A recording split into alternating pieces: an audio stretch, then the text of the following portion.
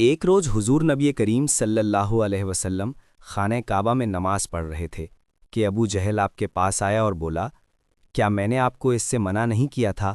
آپ جانتے نہیں میں سب سے بڑے گروہ والا ہوں۔ اس پر سورۃ العلق کی آیت 17 اور 18 نازل ہوئیں۔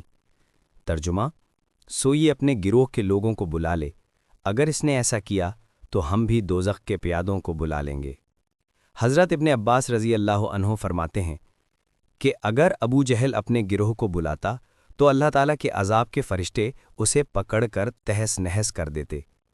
ایک روز ابو جہل حضور نبی کریم صلی اللہ علیہ وسلم کے سامنے آیا اور آپ سے مخاطب ہوا، آپ کو معلوم ہے میں بطحا والوں کا محافظ ہوں اور میں یہاں ایک شریف ترین شخص ہوں۔ اس وقت اللہ تعالیٰ نے سورہ دخان کی آیت 49 نازل فرمائی۔ ترجمہ: چکھ تو بڑا معزز مکرم ہے۔ آیت کا یہ جملہ دوزخ کے فرشتے ابو جہل کو ڈالتے وقت پھٹکارتے ہوئے کہیں گے۔ ابو لہب بھی حضور اکرم صلی اللہ علیہ وسلم کی ایذا رسانی میں آگے آگے تھا۔ نبی کریم صلی اللہ علیہ وسلم کی تبلیغ میں رکاوٹیں ڈالتا تھا، آپ صلی اللہ علیہ وسلم کو برا بھلا کہتا تھا۔ اس کی بیوی جمیل بھی اس کے ساتھ شامل تھی۔ وہ جنگل سے کانٹے دار لکڑیاں کاٹ کر لاتی اور نبی کریم صلی اللہ علیہ وسلم کے راستے میں بچھاتی۔ اس پر اللہ تعالیٰ نے سورۃ اللہب نازل فرمائی۔ اس میں ابو لہب کے ساتھ اس کی بیوی کو بھی عذاب کی خبر دی گئی۔ وہ غصے میں آگ بگولا ہو گئی، پتھر ہاتھ میں لی آپ صلی اللہ علیہ وسلم کی طرف بڑھی۔ اس وقت آپ صلی اللہ علیہ وسلم کے ساتھ ابو بکر صدیق رضی اللہ عنہ تھے۔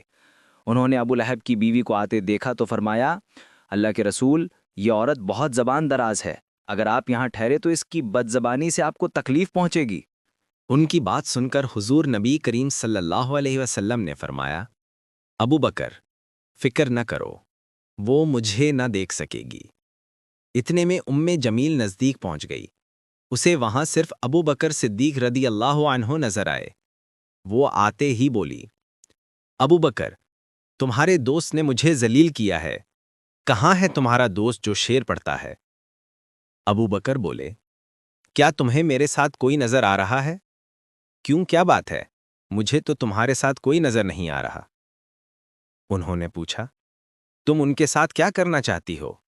جواب میں اس نے کہا، میں یہ پتھر اس کے منہ پر مارنا چاہتی ہوں، اس نے میری شان میں نازیبا شعر کہے ہیں۔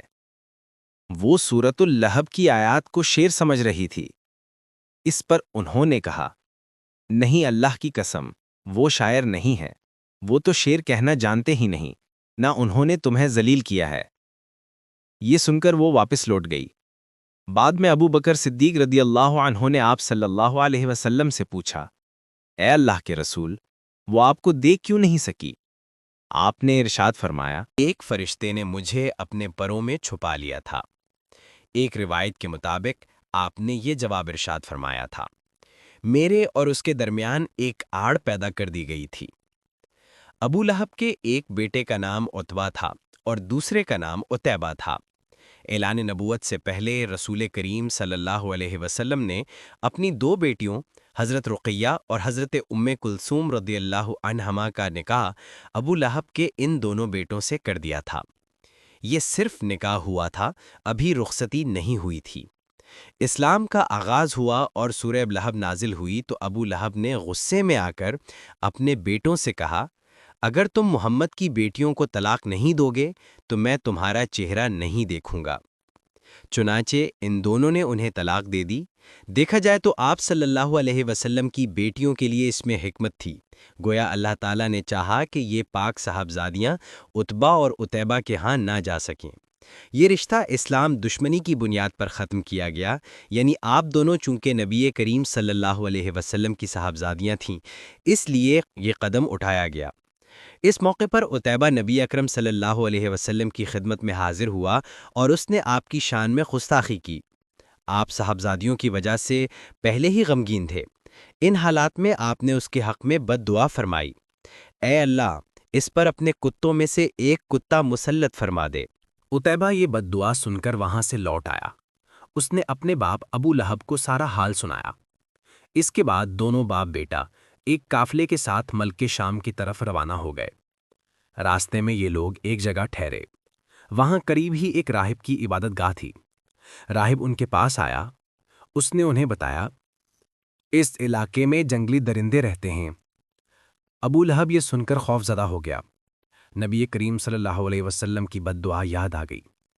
اس نے قافلے والوں سے کہا، تم لوگ میری حیثیت سے باخبر ہو اور یہ بھی جانتے ہو کہ میرا تم پر کیا حق ہے۔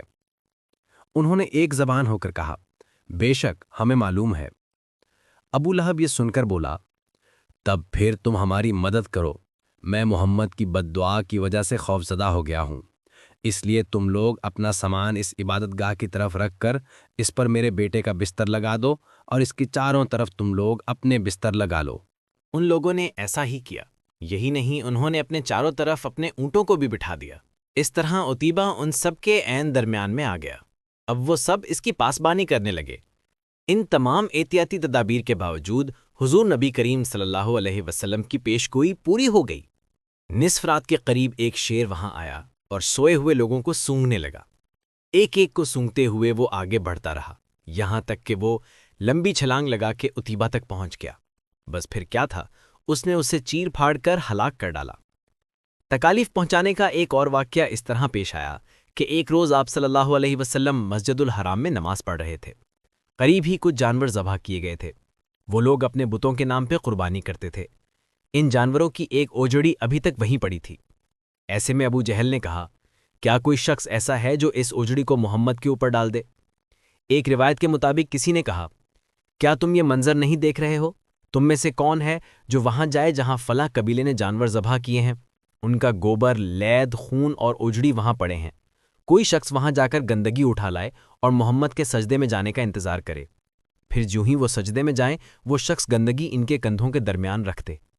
تب مشرکوں میں سے ایک شخص اٹھا، اس کا نام عقبہ بن ابی معیط تھا۔ یہ اپنی قوم میں سب سے زیادہ بدبخت تھا۔ یہ گیا اور اوجھڑی اٹھا لایا۔ جب آپ صلی اللہ علیہ وسلم سجدے میں گئے تو اوجھڑی آپ پر رکھ دی۔ اس پر مشرکین زور زور سے ہنسنے لگے، یہاں تک کہ وہ ہنسی سے بے حال ہو گئے اور ایک دوسرے پر گرنے لگے۔ ایسے میں کسی نے حضرت فاطمہ الزہرا رضی اللہ عنہا کو یہ بات بتا دی۔ وہ روتی ہوئی حرم میں آئیں۔ نبی کریم صلی اللہ علیہ وسلم اسی طرح سجدے میں تھے اور اوجھڑی آپ کے کندھوں پر تھی۔ سیدہ فاطمہ رضی اللہ عنہا نے اوجھڑی کو آپ پر سے ہٹایا۔ اس کے بعد آپ سجدے سے اٹھے اور نماز کی حالت میں کھڑے ہو گئے۔ نماز سے فارغ ہو کر آپ صلی اللہ علیہ وسلم نے ان لوگوں کے حق میں بد دعا فرمائی، اے اللہ تو قریش کو ضرور سزا دے، اے اللہ تو قریش کو ضرور سزا دے، اے اللہ تو قریش کو ضرور سزا دے۔ قریش جو مارے ہنسی کے لوٹ پوٹ ہو رہے تھے، یہ بد دعا سنتے ہی ان کی ہنسی کافور ہو گئی۔ اس بد دعا کی وجہ سے وہ دہشت زدہ ہو گئے۔